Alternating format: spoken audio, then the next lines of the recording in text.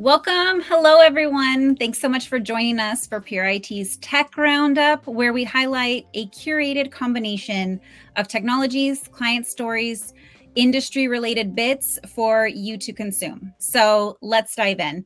Today, we have Brian Hinze with the NCUI SAO, and he's going to give us a bit of information about what that organization is and what they're doing for the industry. And we also have Steve Coyme with Pure IT, and he is our CISO and co-founder. So welcome, guys. Thanks so much for taking some time to join me today. Thank you.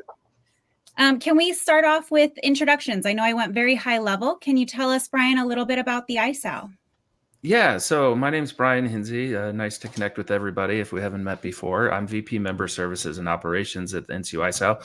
Also happen to be a corporate director and the treasurer of the organization. So we are a C6 designated nonprofit member association focused on helping credit unions better understand their risks around cybersecurity, fraud, business operations, all those great things. And we do this by facilitating information sharing and collaboration amongst the industry. What does NCUI SAO break down the mouthful that the acronym is? Yeah. I like to joke that it's not like Back to the Future and inventing the flux capacitor. No one hit their head in the middle of the night on the sink or a toilet or whatever that story goes. Honestly, it stands for National Credit Union, which is there to indicate who we're supporting. Information Sharing Analysis Organization. The latter four letters, we just pronounce it as ISAO for obvious reasons, so we don't have to say that every time.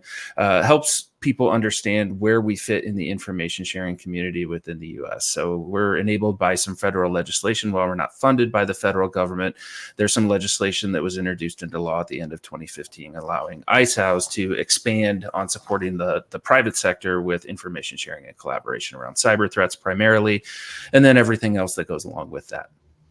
Awesome. And we're going to dive into what goes along with that in just a little bit.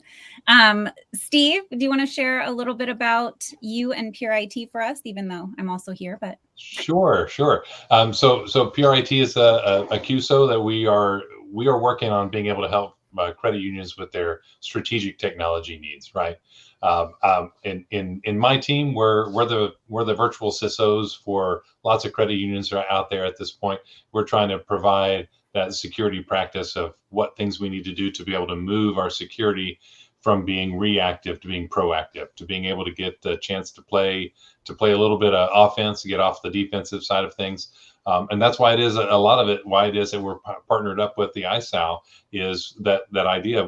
We get together and figure this out and work together on things. We're tracking all of the bad actors, right? They're all together working with each other and bumping each other up on what you might call the dark web. But throughout all those different places, we have to have the same thing. We get together and do those same things. And so within our team, and then expand that out to the rest of the credit union universe here with the ISAO, we get to all band together so that we're not a bunch of, the way I always say it is, so that we're not just a bunch of middle school defenses playing NFL offense. We need to actually get together so that we can actually, play a game and actually, be able to win what it is that we're working on.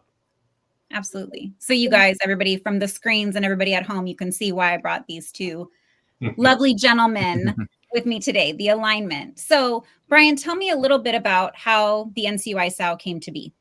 Yeah, absolutely. So the NCUI SAO is a collaboration of QSOs, credit unions, and industry trade associations, which we affectionately call leagues. And I mentioned just a couple minutes ago that there was some federal legislation signed into law at the end of 2015. Formerly, that was known as the Cybersecurity Information Sharing Act.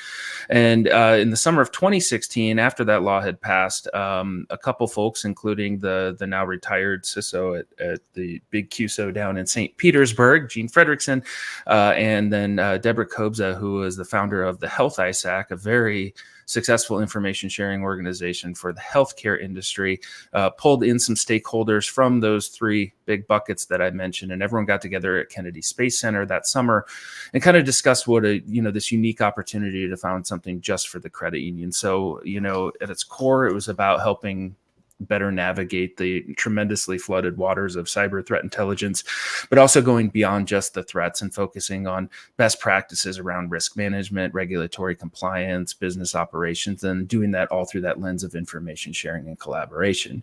Yours truly, for those that are familiar with the organization, probably know me as wearing many hats here at NCU ISAO, and I came on shortly after that. I mean, just within a couple months, and started putting some structure to the organization, and that's our backstory. We're going to be 8 years old this summer, if you can believe that. And really quick, if this is the first time someone's hearing about the NCU ISAO, we can obviously link with the video to how to learn more information. But if you are a credit union, if you're a CUSO, who can join this fabulous organization? Yeah, so league organizations, credit unions, CUSOs are all eligible. Most of our membership, unsurprisingly, is comprised of credit unions, though. One of the neat things, though, that's really cool is don't think that you have to wear an information security hat specifically. Our memberships are in our organization are actually at the organizational level, and you can have unlimited participants in our various meetings and those kinds of things to collaborate with your peers. So if you're VP of risk management, network security analyst, CIO, we see all sorts, and it's come one, come all to NCU ISAO. That's right. Operations. I mean, you literally, anyone in the organization that has an interest or a desire to know more can be a part of it. So wonderful. All of the players are important in a team. So we have to have everyone together in that team. So let's dive into some of cybersecurity topics. I know one thing that's pretty timely is that the NCUA recently released its supervisory priorities for 2024. From your guys' perspective, what was surprising, not surprising? What did you guys think? Quick download from that. Yeah, I would tell you, I didn't see anything surprising in that. The cybersecurity section, information security, cybersecurity is still there as one of their top priorities. It's one of the top things, and it will continue to be. So I don't see that. Well, I don't know if ever going away as being one of their top priorities. Right? It's just as important to be looking at our as our cybersecurity as it is to be looking at our credit risk. Right? Both of these are things that can wipe everything out in a heartbeat, and we need to make sure that we're able to keep those things. So I don't know that I really saw anything surprising. Only thing I saw was they just took last year and reordered it a little bit. But I don't think the order matters, except for when it is that somebody turned in their information to get put into the letter. So right. Yeah, from my perspective, I mean, I think there's some things that are implied. Let's talk about what isn't changing for this year, and that's the exam program. So the ISE is coming back for a second year. Just interestingly enough, if I look back on NCU ISAO being founded in 2016, that's sort of the start of this, constant or frequent evolution of the examinations program until NCU has kind of hopefully found a long-term fit for that exam program. But, organizations should still be focusing on self-assessment. Several organizations out there in the credit union space report, at least in our surveys, that they haven't taken an ASET self-assessment. That's really important. And I think a lot of organizations are still trying to navigate their understanding, especially as it pertains to third parties with regard to the 72-hour reporting rule. While the 72-hour reporting rule is pretty straightforward and clear, it does get a little hazy with some of the things that we've been tracking over the latter part of last year, and whether or not you even know if member data is impacted and things like that. But at the end of the day, self-assessment, focusing on those well-known best practices that all organizations should be doing to become more cyber resilient, I think is going to be the key for your own priorities, not just the supervisory priorities. Mm-hmm. So that's a great point. So what would we say top 5 best practices, or that we should all have top of mind, that should remain top of mind, regardless of maybe what other organizations put out there? What should we all be aware of? Yeah, that's a good question. I think I certainly have my top 5. What I would caution against is trying, unless you've mastered the top 5 I'll mention in a second, is trying to become resilient against the sophisticated, persistent nation state threat that's going to, have government funding and all these things behind it. We need to focus on the things that are a front and center reality. So that is going to be user awareness and training, ultimately with the goal of phishing resistance, multi-factor authentication, especially for privileged users features, but also transitioning, even if it introduces a little user and business friction, to some of those phishing resistant technologies like FIDO2 authentication, Windows Hello, since Microsoft is so popular as a solution across the credit union space. Those types of biometric authentication can be really, really beneficial. Prioritizing patching. This is a huge one for sure, as these vulnerabilities are announced, but also coincide with software updates, making sure that that takes place at your organization. Implementing complex passwords and not permitting password reuse, and then certainly any B2B or business to business internet connections and remote connections are always a risk as well. Those are favorites of attackers. So those are my big five, and those are the things that are hard to master, obviously, as they continue to be top attack vectors. That said, though, they're the ones that need to be focused on first and foremost, in my opinion. Yeah, I'm going to actually agree with that. I think that's right down the list of the things that we need to be paying attention to. It really comes down to a lot of, as you look through all those, it comes down to a lot of human factors, right? So we need to be looking at those human factors, because that's the part that tends to be the one that's more easily exploited. It's easier to fool a person than it is to actually find an entryway into a system. That's great. So what, if anything, are there other credit unions should stay vigilant? We talked about these kind of 5 best practices. What else is top of mind in the industry right now? What else are we hearing about and kind of that we can share out with our listeners at home? Ooh, I'll throw out AI. So yeah, AI is that one that's next coming up, right? People trying to figure out how to protect against that, how to keep information from being leaked, or data leakage from within that, or how it is that we talked about it the other day, Brian, about deep faking and those sort of things. So I think there's a lot of things to start exploring and being ready to go as we see. We've been doing AI for a long time, but now we've got this kind of new, it's become easier. We've started making it where there are tools that are easy for people to get to. So, Brian, what are you thinking on that? I think there's a couple things. Artificial intelligence is obviously going to be a huge topic this year. From the threat standpoint, I definitely want to mention deep fakes. I saw a very eye-opening presentation recently from at a regional meeting for a cyber threat task force. And it was extremely eye-opening from the reality and the imminence of deep fakes. In this circumstance, without getting too long-winded about it, a person who was a content creator that was not, I wouldn't call a public figure, but had enough information out there with the consent of the presenter, had several YouTube videos downloaded and that audio ingested into an AI voice generator. They put 100 minutes of voice content in there. After 2 minutes of content, the AI said, "I have enough. How do you want me to impersonate this person's voice?" And there's a very inexpensive subscriber service out there that will do text to speech. You simply type what you want it to say. It can even add "us" and things like that to become a little bit more authentic. And from there, they, again, with consent, created an artificial wire transfer authorization voicemail to leave for the accounting department.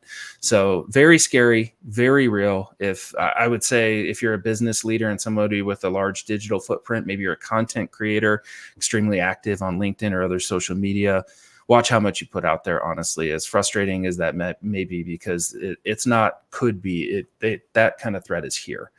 For some of the more complex AI kind of stuff, I would say that, AI malware and some of these other types of attacks remain to be seen outside of leveling up through large language models like ChatGPT and some of the alternate versions of those that don't have the malicious abuse guardrails, the threat actors and the phishing in particular, language improved, that kind of thing. But to turn that around, I think one of the positive aspects here this year is we had, really great conversation about adoption at the user level of some solutions like Microsoft Copilot. So bringing AI and large language models into your organization to help just make productivity better, decision-making improvements, all these other different things, and leveling up network defenders. This doesn't all have to be a bad thing.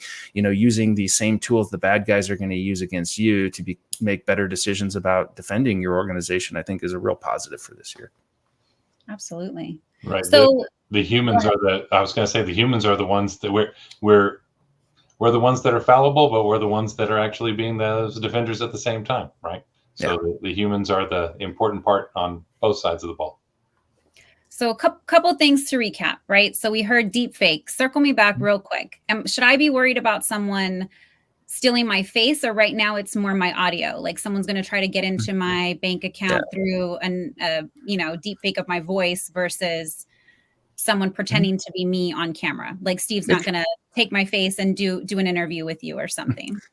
Not necessarily. It absolutely could be. I mean, Right. if you're keeping track of current events in the news, there's some very high profile celebrities that have had themselves impersonated, from YouTubers to movie stars to musicians and things like that. So AI generated images, AI generated video, that is a real threat. But if we talk about the practical use case of it too, actually, I'll digress for 1 second too. There's actually software out there that's being used in romance scams to real time alter people's faces, as part of that, perpetuating that type of fraud. But all that aside, if you think about your own risk and the likelihood of how you're going to be impersonated, probably some of the low-hanging fruit is to impersonate your voice. Try to, leverage things like CEO impersonation, BEC, things like that, and perpetuate fraud deeper down the channels by impersonating voices. I think that's a real threat.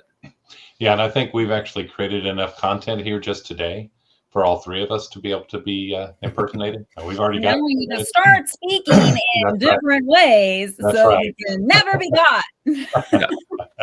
Exactly. Don't be predictable.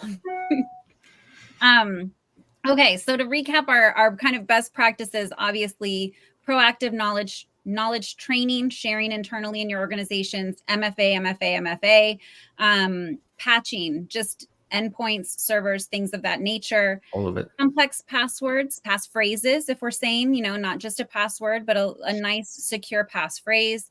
And then securing remote connections or limiting them where possible. Is that a good kind of top 5 that we can all focus on today? And I think are within a lot of our organization's control. It's not something that's so cumbersome or robust that it's not something that we can make an impact on today. Mm-hmm. Anything to add to that? I think those are good. That's a great list of things to be able to just kind of create as our own priorities, right? We just need a priority list of what things we're going to work on to become more proactive. Perfect. And so I also know that we have some dates and locations for the upcoming CU Intersect. Yes. I know everybody's been waiting, having their calendar fully opened, not blocking any days until it was confirmed. Brian, you want to give us the good news? Yep, we are set. We are going back to wonderful Newport Beach, California, and the amazing venue of the Hyatt Regency there in Newport Beach. And that is going to take place October 21st through 23rd. That is a Monday through Wednesday conference. And CU Intersect is going to be bringing you the same type of awesome content that we brought last year. We're so excited to be a dedicated security and resilience conference for the credit union space. And to be able to partner with Pure IT on this has just been a wonderful thing. And can't wait to grow the conference this year. Hashtag Hicks and Hinze coming back for some more. That's right. That's it. Co-MCs. That's right. If you guys were not at the conference, you missed out on a lot of fun by Brian and I.